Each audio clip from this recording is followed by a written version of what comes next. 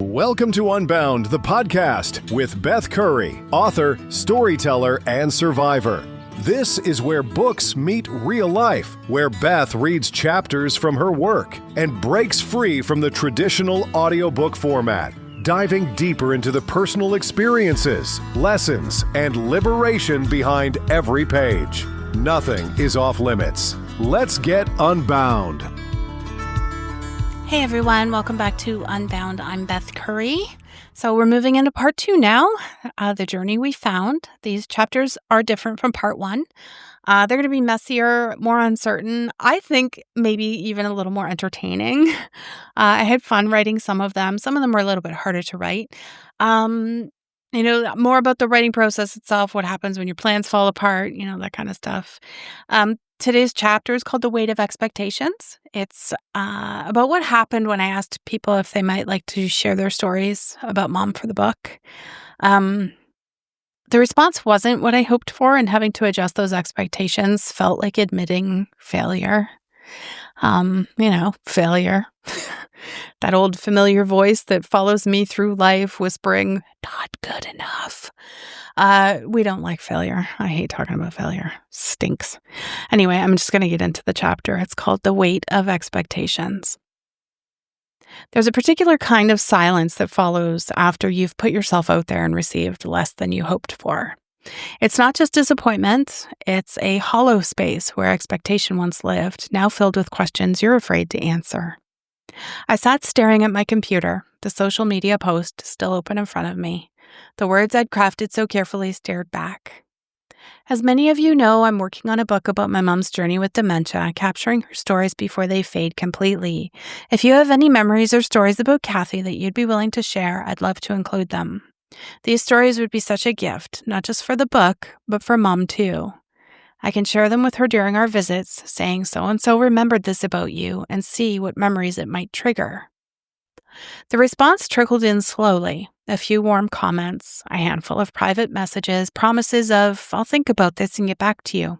All kind, all well-meaning, but far fewer than I had imagined when I first conceived this part of the project. The weight of having to acknowledge publicly that my plans needed to change felt heavier than it should have. A simple update. That's all it was supposed to be. Just a brief note explaining that Mom's condition had declined more rapidly than expected, that the logistics of arranging visits with others had become too complicated, that the vision I had for this collaborative storytelling would need to shift.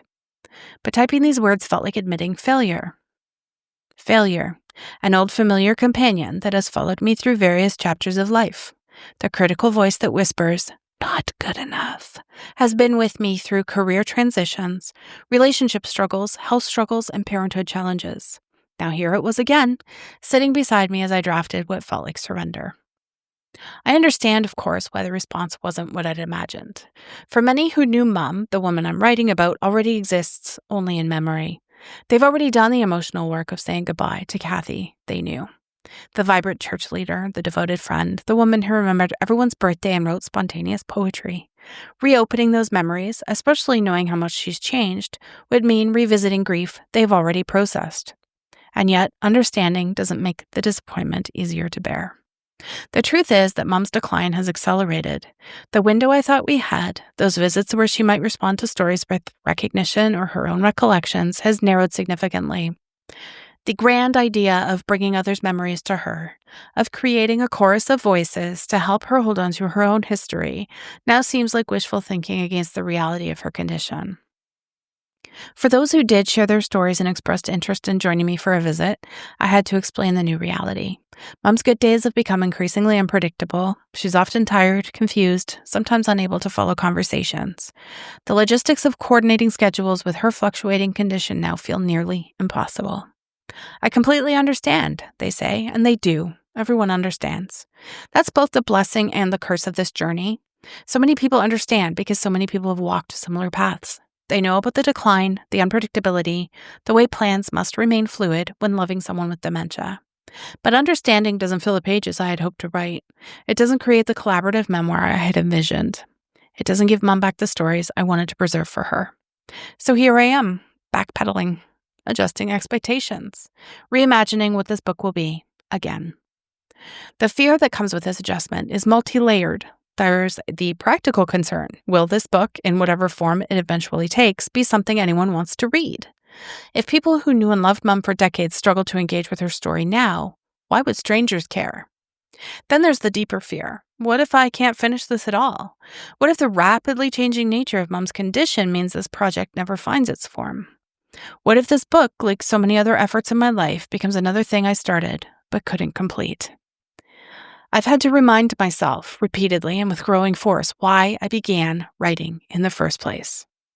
It wasn't for commercial success or critical acclaim. It wasn't even primarily for an audience. I write because it's how I make sense of life.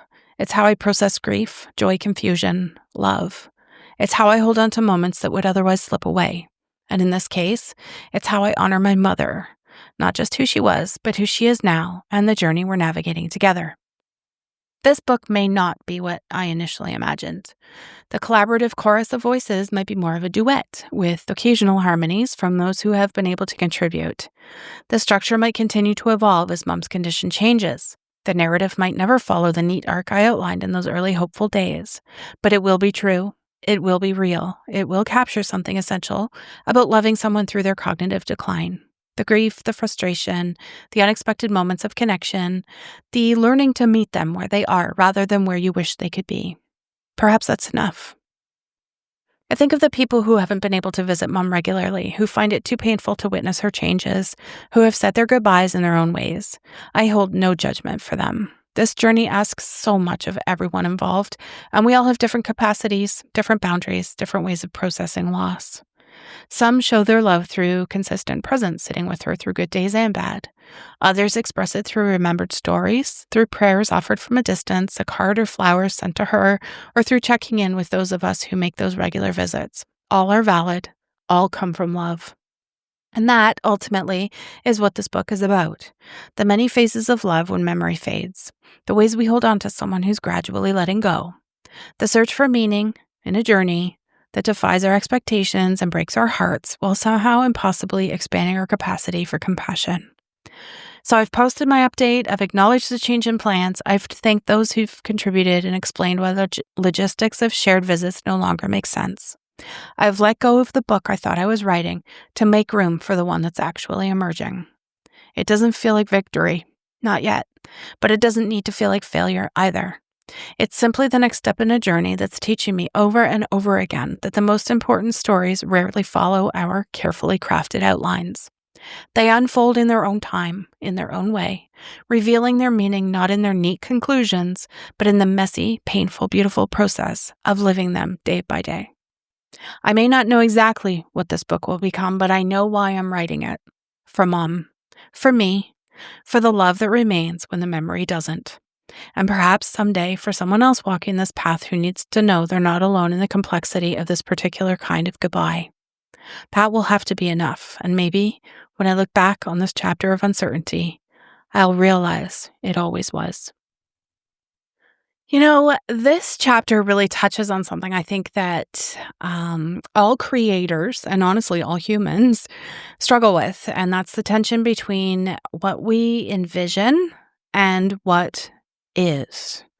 You know, there's this moment that happens after you put something heartfelt out into the world, especially something vulnerable, like a call for stories about a loved one, and you don't get the response that you hoped for.